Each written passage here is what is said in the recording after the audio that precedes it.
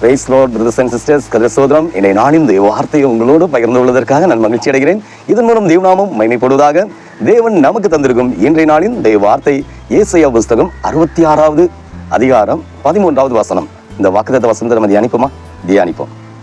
ஒருவனை அவன் தாய் தேற்றுவது போல் நான் உங்களை தேற்றுவேன், நீங்கள் எருசலேமிலே தேற்றப்படுவீர்கள். அல்லேலூயா.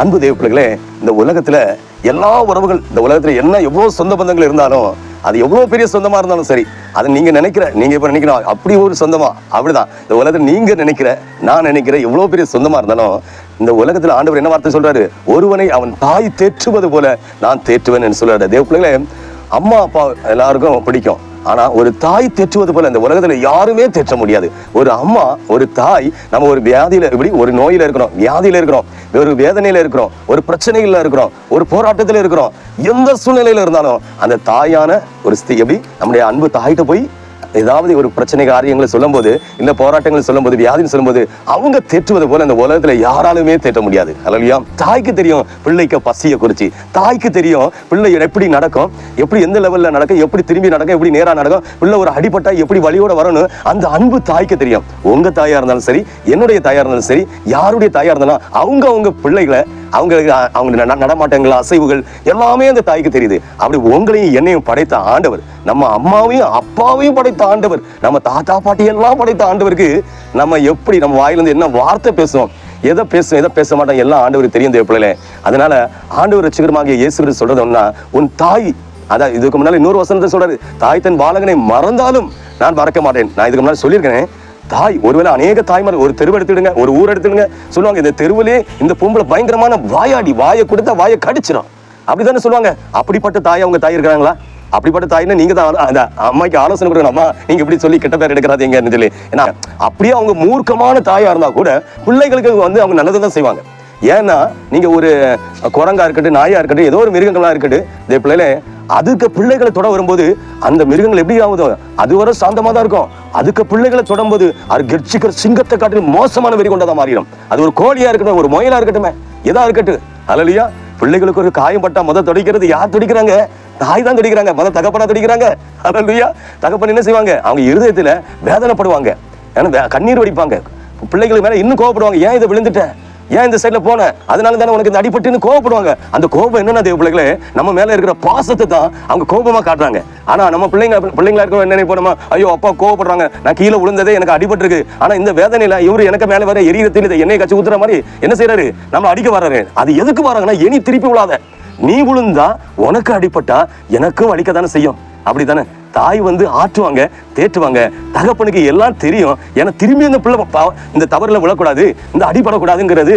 அதுக்காக என்ன செய்யறாங்கன்னா, அவங்க மூர்க்கமா நடந்து கொள்ற மாதிரி அவங்க பாசத்தை வெளியே காட்ட முடியலாட்டியும் ஏன் செய்யறாங்கன்னா, கோபத்தை காட்டி என்ன திருப்பி இந்த காரியத்தை பிள்ளை செய்யக்கூடாதுங்கிறதுக்காக என்ன செய்யறாங்க, அவங்க கோபப்படுறாங்க. ஆனா உலகத்துல நம்ம தகப்பனை காட்டிலும் மற்ற தகப்பன் நம்ம மேல அதிகாரம் பண்ணுவாங்களா? அவங்க வேணா என்ன சொல்லுவாங்க, மற்ற சொந்த பசங்க நீ அப்படி செய்யாதன்னு சொல்லி ஒரு விதத்துல விட்டுருவாங்க. ஆனா நம்ம தகப்பன்ல கூட 2 அடியா கீழே வந்துட்டு வந்தா நமக்கு கூட 2 அடி அடிப்பாரு. எதுக்குன்னா, திரும்பி நீ கீழே விடக்கூடாது. அப்படி கீழே விழுந்தா நீ விழுந்தா நான் விழுந்தது மாதிரி தானே, என்னுடைய சரீரம் துடிக்குமா இல்லையா? அம்மாவை பத்தி தான் நம்ம பேசுறோம். அம்மாவுக்கு என்ன செய்யுது, என் பிள்ளைன்னு சொல்லி உடனே பசிச்சாலும் எது செஞ்சாலும் அதை துடிச்சு உடனே பசி ஆடுறாங்க, எல்லா காரியம் செய்யறாங்க. தகப்பனுக்கு இருதயம் துடிக்கிறது என்ன, என் பிள்ளை திருப்பி இந்த தவறு செய்யக்கூடாது, திருப்பி இது கீழே விழக்கூடாது, திருப்பி என் பிள்ளைக்கு இந்த ஆபத்து வரக்கூடாது. அதுக்காக கூட 2 அடி கொடுத்தாங்க, அந்த வேதனையில அடி கொடுக்குறாங்க. ஏன்னா திருப்பி இப்படி செய்யாத, இப்படி விழுந்து போறாத, இப்படி அடிபடாதன்னு. ஆனா தாய் என்னன்னா தேற்றுறாங்க. அல்லையா? அதனால நமக்கு அப்பாவுன்னா அதிகம் 90% பிடிக்காது. அந்த வசனத்தை பாருங்க, இன்னைக்கு ஒருவனை அவன் தாய் தேற்றுவது போல நான் உங்களை தேற்றுவேன். அல்லையா? அன்பு தேவ பிள்ளைகளே, இந்த உலகத்துல யாரு நம்மளை தேற்றாவிட்டாலும் நம்மளை தேற்றுகிறவர் ஆண்டவர் ரட்சகருமாகிய இயேசு கிறிஸ்து. அம்மா எப்படி தேற்றுவாங்க? ஒரு உடம்புல ஒரு வலி வந்துட்டு, ஒரு பிள்ளைக்கு ஒரு மயக்கம் வந்துட்டு, வாந்தி வந்துட்டு, காய்ச்சல் வந்துட்டு, ஏதோ ஒரு வேதனை, அந்த வேதனைக்கு என்ன செய்வாங்க, உடனே பிள்ளையை தட்டி கொடுத்து அவங்கள தடவி எடுத்து என்னெல்லாம் செஞ்சு எடுத்து பிள்ளை எப்படி ஆசுவாசப்படுத்தணும், எப்படி ஆற்றணுங்கிறதுக்கு இந்த உலகத்தை தாயை காட்டிலும் யாராலுமே இவ்வளவு பெரிய நேசத்தை, லவ், அன்பை கொடுக்கவே முடியாது. அதான் ஆண்டவர் சொல்றாரு, நம்ம தாயை படைத்தவர் நம்ம ஆண்டவராகிய இயேசு கிறிஸ்து. அப்போ தாய்க்கு, அவர் தாயை உருவாக்கின தேவனுக்கு நம்மளுக்குள்ள காரியங்களை செய்ய தெரியாதா? அல்லேலூயா. அதனால ஆண்டவர் ரட்சகருமாகிய இயேசு கிறிஸ்துவை நீங்க ஃபாலோ பண்ணி அவர் எப்படியெல்லாம் செய்தாரு, அவர் கிரியையில என்ன நடத்தினாரு, பைபிள் எடுத்து வாசித்து பாருங்க. உங்க கையில பைபிள் இல்லையா, ஒரு பைபிளை வாங்க. தேவனை போல சிநேகிக்கிறவங்க யாருமே கிடையாது. அது எந்த மனுஷன் இந்த உலகத்துல அவ்வளவு பெரிய கடவுள் அங்க இருக்கிறாரு, இங்க இருக்கிறாரு, எங்கேயும் போய் பார்க்கலாம். ஆனா தன்னுடைய ஜீவனே கொடுக்கிற ஒரு தாய் கூட தன்னுடைய ஜீவனை கொடுக்க ஒரு லிமிட் தான். ஜீவனை கொடுத்து யாரும் காப்பாற்ற முடியாது. ஒருவேளை யோசிப்பாங்க கோடியில 10 பேர், ஆனா நம்ம எல்லாருக்கும் தன்னுடைய ஜீவனை கொடுத்தது ஆண்டவர் ரட்சகருமாகிய இயேசு கிறிஸ்து. அதான் வசனத்துல பேசுறாரு பாருங்க, ஒருவனை அவன் தாய் தேற்றுவது போல் நான் உங்களை தேற்றுவேன். அல்லேலூயா. தாயை போல தேற்றுகிற அந்த அன்பு ஆண்டவர் உங்களை என்னையும் ஜீவனோடு வைத்திருக்கிறது எதுக்கு தெரியுமா? அவர் நமக்கு தாயும் தகப்பனமா இருக்கிறாரு. இந்த உலகத்தில் உள்ள தாய் தகப்பன், இந்த உலகத்துல எந்த உறவுகள் ஆனாலும் ஒரு நாள் இந்த உலகத்தை விட்டு கடந்து செல்லுது. எப்படி ரேஷன் கடைக்கு போங்க, லைன் அனுப்பாங்க, அது எந்த லைன் கூட தெரியும். அந்த லைன் நமக்கு முன்னாடி எத்தனையோ 100 பேர் 1000 கோடி இருக்கிறாங்கன்னா ஒரு நாள் நமக்கு லைன் வரும், எங்கன்னா கார்டு கொடுக்கறது மாதிரி. அதே மாதிரி நமக்கு மரணம் வரும் தேவ பிள்ளைகளே. ஆனா நம்ம ஆண்டவர் ரட்சகருமாகிய இயேசு கிறிஸ்து என்ன செய்யறாருன்னா அதெல்லாம் அவருக்கு முந்தையே தெரியும். ஆனா இந்த உலகத்துல இருக்கிறவரை நீ சந்தோஷமா இருக்கணும். எப்படி? எப்பொழுதும் சந்தோஷமா இருக்கணும். பவுல் அப்போஸ்தலர் சொன்னது போல விதத்துல நம்ம சந்தோஷமா இருக்கணும், சமாதானமா இருக்கணும், திருப்தியா இருக்கணும். இந்த உலகத்துல நம்ம ஒன்னும் கொண்டு வந்ததும் இல்லை. நீங்க பாருங்க, ஒரு ஸ்ரீ பிரசவம் ஆயிட்டு ஒரு பெண்ணை பெற்றெடுக்கிறாங்க.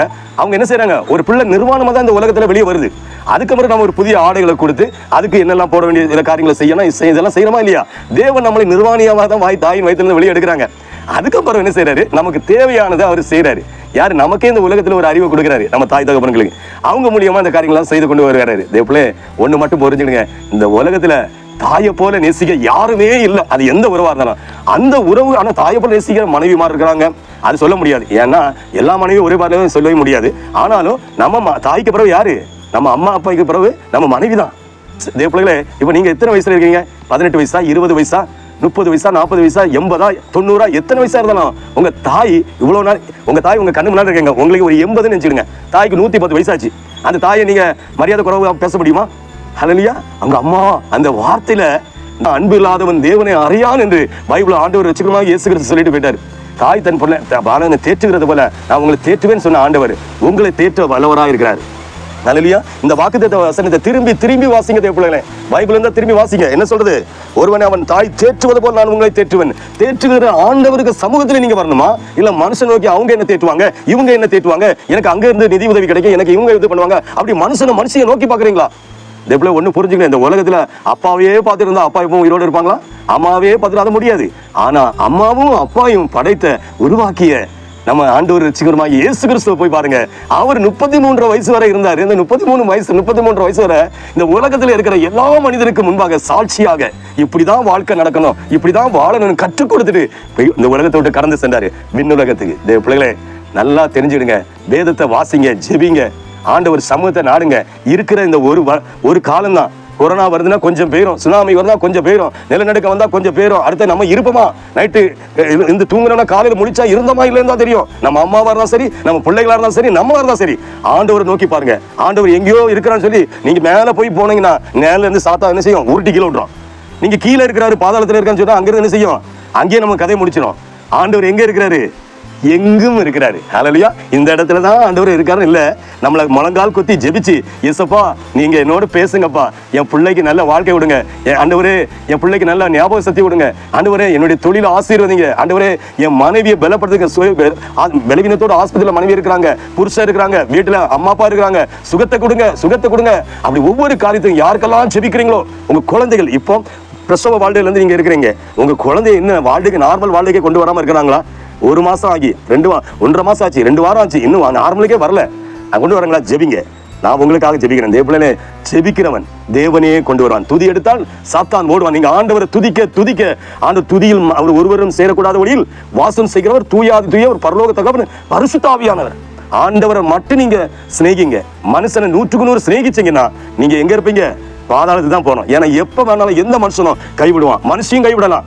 நீங்க உலகத்துல ஐயோ அவங்க இருக்கிறாங்க, அம்மா இருந்தாலும் ஒரு நாள் போயிருவாங்க, அவங்க ஸ்டேஜ் முடிஞ்சா போயிருவாங்க, அப்பா இருந்தாலும் போயிருவாங்க. நமக்கு யாரு? நம்ம படைத்த ஆண்டவர் ரட்சகமாகிய இயேசு கிறிஸ்து மட்டும்தான் இருக்கிறாரு. அவரை நோக்கி தனிமையில நீங்க கதறி அழுது ஜெபித்து பாருங்க, ஆண்டவர் உங்களுக்கு விடுதலை கொடுப்பார். ஹல்லேலூயா. இனி அந்த ஆண்டவர் சமுத்திர ஜெபிப்போமா? ஜெபம். ஹல்லேலூயா. ஸ்தோத்திரம் சபா, உம்மை துதிக்கிறோம் பரிசுத்த தகப்பனே. இந்த அருமையான வேளையிலும் ஆண்டவரே, இந்த ஏசாயா புத்தகம் 66:13 இருந்து எங்களோடு பேசினேப்பா. ஒருவனை அவன் தாய் தேற்றுவது போல் நான் உங்களை தேற்றுவேன் என்று சொன்னீரப்பா. இந்த நாளில் ஆண்டவரே, இந்த உலக உறவுகள் யார் எங்களை விட்டு சென்றாலும் கடந்து போனாலும் தேற்ற விட்டாலும் ஆண்டவரே உம்மையே நோக்கி பார்க்கிற எங்களை நீர் தேற்றுவீராக, எங்களை ஆற்றி தேற்றுவீராக. ஆண்டவரே, எங்கள் வாழ்க்கையில் உள்ள போராட்டங்கள், பிரச்சனைகள், பிரதிகூலங்கள், நாச மோசங்கள் எல்லாவற்றிலிருந்து ஒரு விடுதலை கொடுத்து ஆண்டவரே, நாங்கள் எந்த மனுஷனையும் 100க்கு 100 நம்பி இருக்காதபடி உம்மையே 100க்கு 100 நம்பி இருக்க உதவி செய்யுங்க தகப்பனே. ஆண்டவரே, நீர் இரக்கம் செய்வீராக தகப்பனே. இயேசுப்பா, ஒருவனை அவன் தாய் தேற்று தேற்றுவது போல தேற்றுவேன் சொன்னீரேப்பா. ஆண்டவரே, இந்த உலகத்தில் உள்ள உறவுகள் எங்களை கடந்து எத்தனையோ பேர் கடந்து செல்கிறாங்க. ஆனா நீங்க எங்களுக்கு தாயும் தகப்பனுமா இருந்து அந்த கடைசி மூச்சு இருக்கிறவரை உண்மையே நம்பி நாங்கள் ஆண்டவரே இந்த வாழ்க்கை பயணத்தில் ஓட பொறுமையோடு ஓட எங்களுக்கு இறக்க செய்வீராகப்பா. உங்களுடைய பலத்தினால் நிரப்புங்கப்பா. ஆஸ்பத்திரியில இருந்து இந்த நாட்களை கண்ணீரோடு இந்த தேவ பிள்ளைகள் எத்தனை பேர் ஆண்டவரை தேற்றுவதற்கு யாருமே இல்லையே. ஆண்டவரே, வலி வேதனையில துடித்து கொண்டு இருக்கிறனே, என்னை தேற்ற யாருமே இல்லையே. இந்த வியாதியிலிருந்து என்னை வெளிவர முடியலையே. எனக்கு ஒரு சுகம் உண்டாகுதா? எனக்கு இந்த வியாதியில ஒரு விடுதலை உண்டாகாதா? இந்த பண நெருக்கடி ஒரு நெருக்கடியில் ஒரு விடுதலை உண்டாகாதா? நான் எப்பொழுது வெளிநாடுகளுக்கு செல்கிறேனே, வெளியூருக்கு செல்கிறேனே, ஆனால் என்னுடைய குடும்பத்தில் ஆசீர்வாதம் இல்லையே, என் குடும்பத்தில் ஐக்கியம் இல்லையே, என்னுடைய ஊழியத்தில் ஒரு பெருக்கம் இல்லையே, என்னுடைய குடும்ப வாழ்க்கையில் ஒரு சமாதானம் இல்லையே, என்னுடைய வாழ்க்கையில் ஒரு சந்தோஷம் இல்லையே, என் வாழ்க்கையில் ஆவிக்குரிய கனியாகிய அன்பு சந்தோஷம் சமாதானம் இல்லையே. ஆண்டவரே, என்னை தேற்றுங்கப்பா. இந்த உலகத்தில் யார் என்னை வெறுத்தாலும், யார் என்னை நேசிக்காவிட்டாலும் நான் உண்மையை நேசிக்க இறக்க செய்யுங்கப்பா. உங்களுடைய சித்தம் திட்டம் என் வாழ்க்கையில் நிறைவேற்றுங்கப்பா. என் சரீரம் உள்ள அசுசிகள் மாற்றுங்க, பாவ கிரியைகளை மாற்றுங்க. ஜெபத்தில் ஆண்டவரே இந்த செய்தி கேட்டு பார்த்து கொண்டு தேவ பிள்ளைகள் வாழ்க்கையில் உள்ள எல்லா நெருக்கடியும் மாற்றி, சோதனை, பிரச்சனைகள், பிரதிகூலங்கள், வியாதிகள், உபத்திரவங்கள், வில்லு சூன்யம், மந்திர தந்திரங்கள் எதிலெல்லாம் மாட்டி இருக்கிறாங்களோ எல்லாவற்றிலிருந்தும் விடுதலை கொடுத்து கண்ணீரை துடைத்து, தாய் துடைப்பது போல துடைத்து, ஆற்றி, தேற்றி, மேன்மைப்படுத்தி, உயர்த்தி ஆசீர்வதிப்பீராக என்று மீட்பர் இயேசுவின் நாமத்தில் ஜெபிக்கிறேன் ஜீவனுள்ள பிதாவே. ஆமேன், ஆமேன், ஆமேன். ஹல்லேலூயா, ஹல்லேலூயா.